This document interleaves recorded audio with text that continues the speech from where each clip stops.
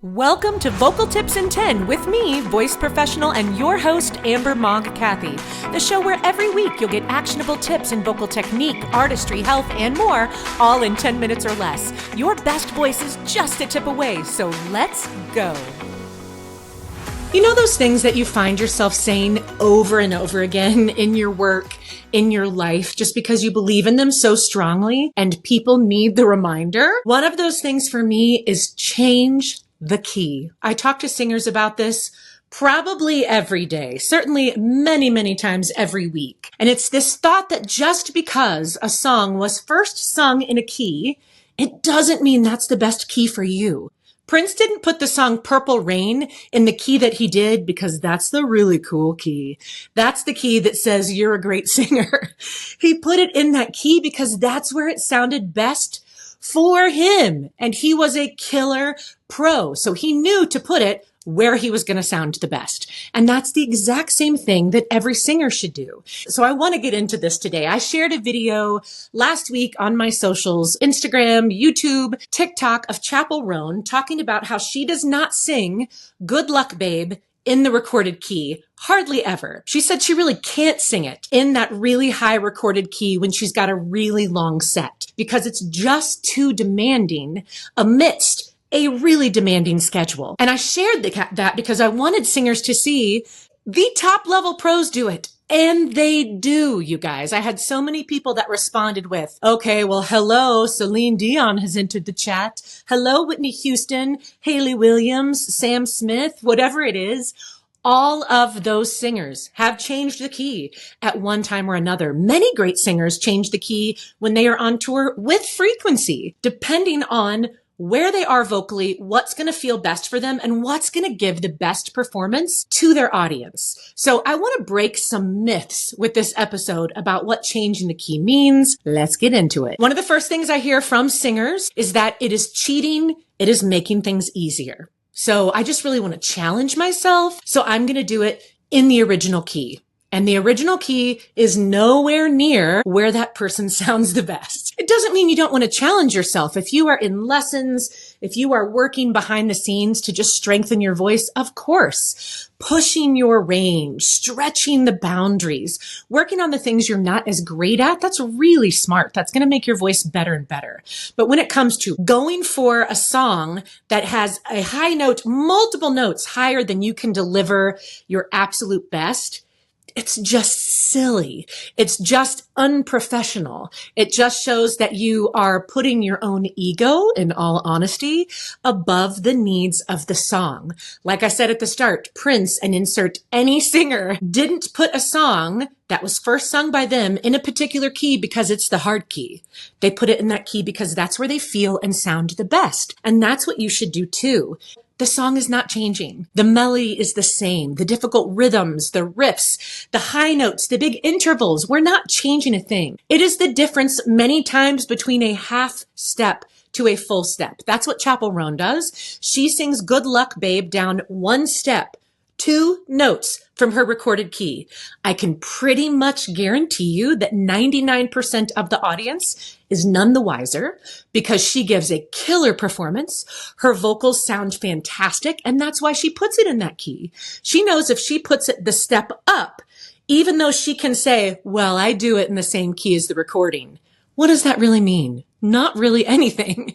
And if she's straining or she can't give the power, the energy, the ease that people are used to, they're going to be disappointed. They're sure not going to notice if the high note is a half step or a step lower. One of the other myths I saw lots of responses to this Chapel Roan video were instrumentalists saying, oh, great, you're just going to change the key on us at the absolute last second. How are we supposed to do that?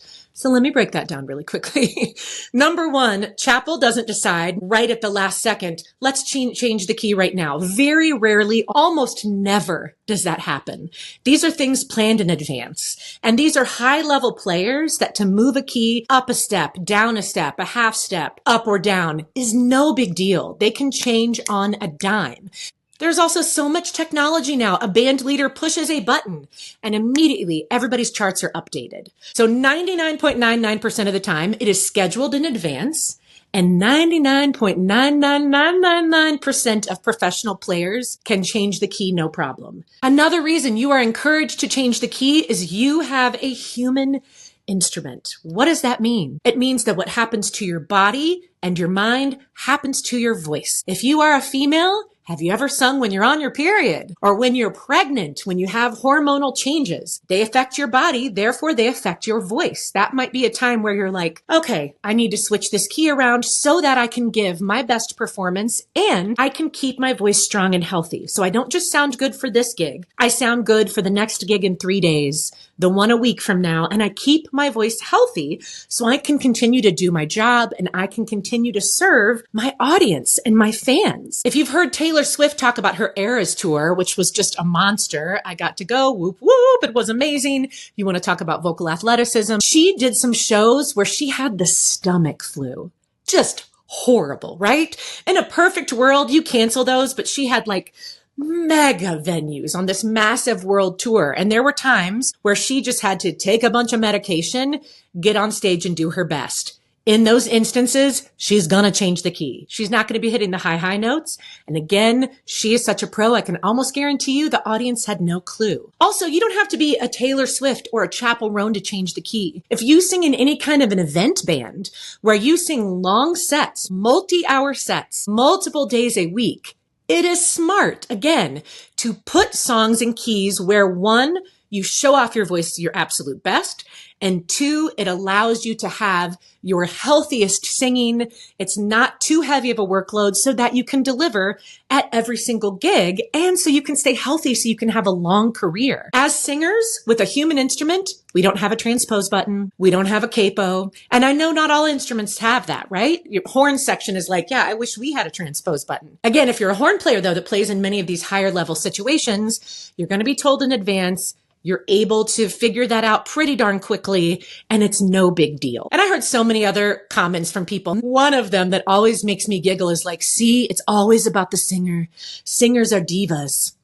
That's not the case. You're not a diva because you have a human instrument, because you know if you go out and scream and drink late at night, you're not going to be able to deliver your best performance the next day. And the drummer can scream and drink, and they're going to be able to deliver probably just fine because their instrument isn't their body. Singers don't have a choice. If you work at a high level and you take your job seriously, you have to prioritize the health of your voice. If you care about your audience, you've got to prioritize the level of performance, the sound that you're able to give. You want to be able to really deliver to the people that come to see you. And the best way to do that is to put the song in the key that works best for you. And the last thing I want to say is we talk a lot about lowering the key. I think I've mentioned that more than anything here. That's not always the case. I was working with the singer today.